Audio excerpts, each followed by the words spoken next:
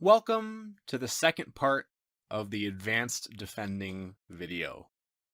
So in part one, we had a refresher of the various ways that you can defend, both against threats for pieces and against check, as well as introducing a new form of defense, the X-ray protection or X-ray defense.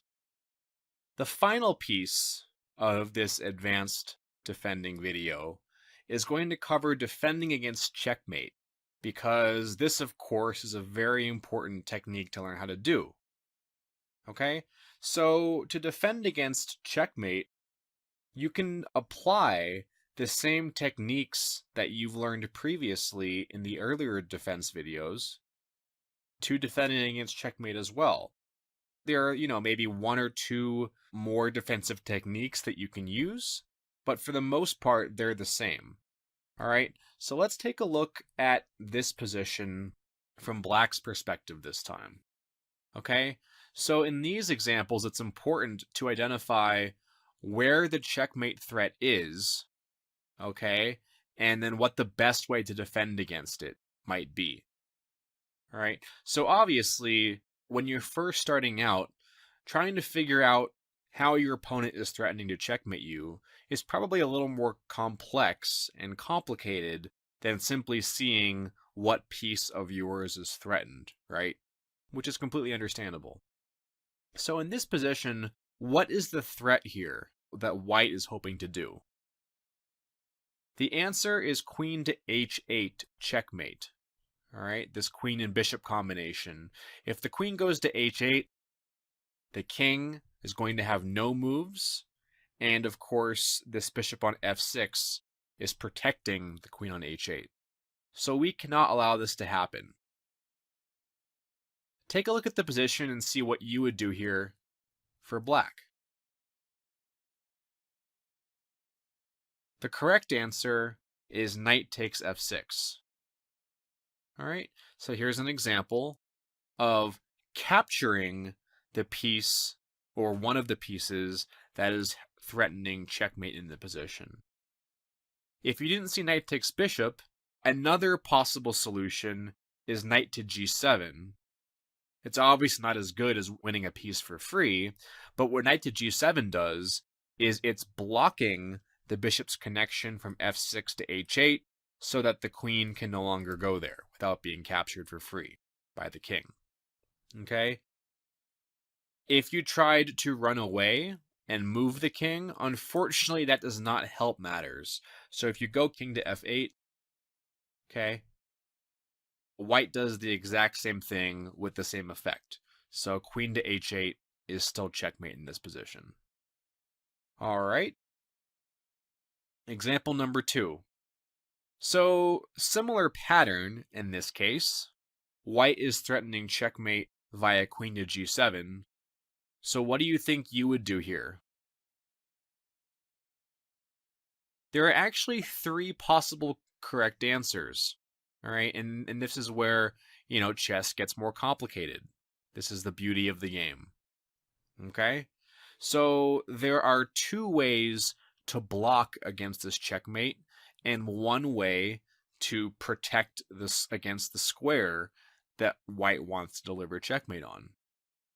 Okay? So let's go through them. See how many you can get, first of all, and let's see if you found all of them. Okay?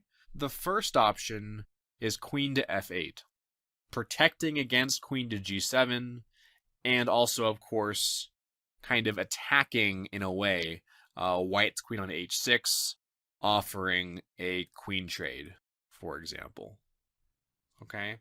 Other possible answers are either pawn to f6, again, using blocking or interposing, this technique cutting the piece that's helping deliver the checkmate, or knight to e5. Same thing here, right? Using the blocking and interposing technique so that the queen cannot go to g7. All right? And obviously, if white were to take now on e5, Black would simply recapture, and the result would be an even trade. Okay, Let's take a look at this example from white's perspective. What do you think you would do here for white? Okay, so here, the checkmate that's being threatened by black is queen takes h2, right? Due to the knight's helpful support here on g4. Okay, so in this case, there is only one correct solution for white. The answer is rook to h3. This uses, again, the technique of blocking and interposing, right? And attacking simultaneously in this case, because obviously the rook is attacking the queen on h4. The queen does not want to take on h3 because this is an advantageous exchange, of course. The queen is worth much more than a rook. Okay? If some of you thought you could run away with your king by moving out of the way, this does not work out because black simply does the exact same thing that was intended anyway, and this is still checkmate. So it's important to recognize that sometimes there are situations when you kind of have to bite the bullet and make a sacrificial move to prevent checkmate because there's no other better option. All right, this is very important. So just because you might be losing material initially, it's obviously much better to do this and choose that option than lose the game, right? So here we have the exact same position, except I've made one small modification. I've changed the rook's placement from c3 to c4. Okay, and this makes all the difference because there is no longer rook to h3 blocking against this checkmate. So what do you think you would do here if you were white? How do you prolong the game and keep going? The answer is rook takes g4. So again, as I mentioned, sometimes in tough situations, you will be forced to lose material, but of course this is a better decision than getting checkmated the following move. That should be fairly obvious, right? And in this specific case, the only way to prolong the game and stop checkmate is to use the technique of capturing one of the pieces that's threatening checkmate against you. So rook takes g4 is the only move.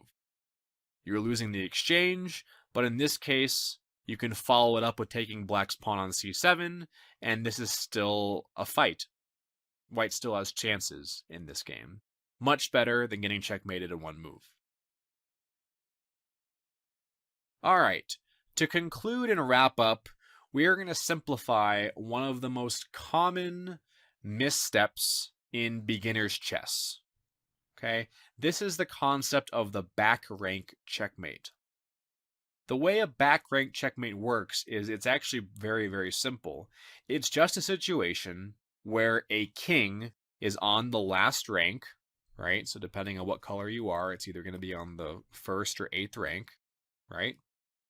And it has pawns on the rank above it, blocking it from escaping the back rank, right? So in this situation, we have white's king on h1, okay, which may look solid and protected, but in some situations, these pawns in front of it actually can become a hindrance, and as you'll see, could lead to a back rank checkmate. All right, so in this situation, black is just simply threatening moving his queen down to the 1st rank, and this is checkmating white, right? Nothing can capture the queen, nothing can block it, and the king can't move anywhere. Okay, so as kind of a humorous note, I lost the first game of tournament chess that I ever competed in via a back rank checkmate, and it was absolutely heartbreaking, and of course, as you might expect, I never forgot about it again. Okay, so how do you prevent back rank checkmates? So by the way, you should of course look for back rank checkmates in your game, but maybe more importantly, how do you defend against them? All you have to remember is make room. Create an air pocket, if you will, some breathing room. And that just means moving a pawn forward to create a square to advance the king to. Okay? Now, oftentimes, there may only be one correct way to do this. All right, so take this position, for example. So if we know what our opponent's threat is, how do you think you would get out of this back rank checkmate idea? The answer is pawn to h3. Okay, so you're creating a pocket and an escape square here for the king to go to, so that when the queen delivers a check, the king moves up and escapes. Okay, this is the only correct way to create room for your king in this case. All right, if you advance the pawn 2 squares forward, you're not getting checkmated, but you are losing a pawn for free, which is not good. Okay, or if you choose to move the g pawn forward, although you're creating space for your king, in this specific case, it does not work. For example, if the pawn goes forward, then simply queen to f1 is still checkmate, right? Because these squares are still controlled. It doesn't matter whether you go 1 square forward or 2 square forward, the result is the same. All right, so a very simplistic example. Here's another one. Okay, you'll see this all the time. Very common structure, right? The king is castled. There are 3 pawns in front of it. Usually is safe, but there are situations when the entire back rank is cleared out. You have to watch out and be careful for back rank checkmates. So what do you think you would do here if you were white? Okay, so first of all, black is threatening the back rank checkmate via rook to e1. We need to look for ways to create space, an air pocket to escape for our king. And hopefully you discovered that the correct way to do this is pawn to g3. So that when the rook checks, the king can move up to g2. Okay? In this case, moving the h pawn anywhere or the f pawn anywhere is ineffective. Okay? Because notice that this knight on g4 is protecting both the f2 and h2 escape squares.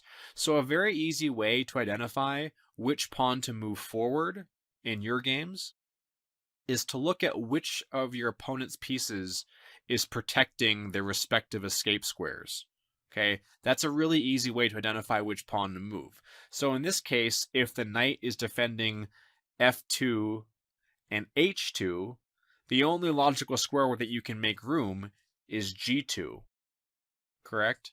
Because after f3, rook to e1 is still checkmate, and after h3, rook to e1 is still checkmate. It doesn't matter how many squares those f or h pawns move forward. Okay, so if, pretend this knight wasn't here, let's pretend there was like a bishop on c7, for example. Well, same thing. If that bishop is protecting this h2 square, the only logical possibilities of how to create room for your king is to move either the f2 or g2 pawns. Okay, so just look at what squares your opponent's pieces are supporting, all right, and move the opposite pawn. All right, I should mention before wrapping up that yes, another option to avoid back rank mate in this case is to move the king, right? Because now the rook cannot go to e1. However, this is still not the best idea because now the knight can take the pawn on h2 with check for free, and nothing much has really changed, and you've lost a pawn for nothing. All right, so this is wrapping up the second part for the more advanced defense video. This part 2 is highlighting specifically defending against checkmates with the same techniques that you learned previously about defense. Be sure to check out the examples, and thank you for watching.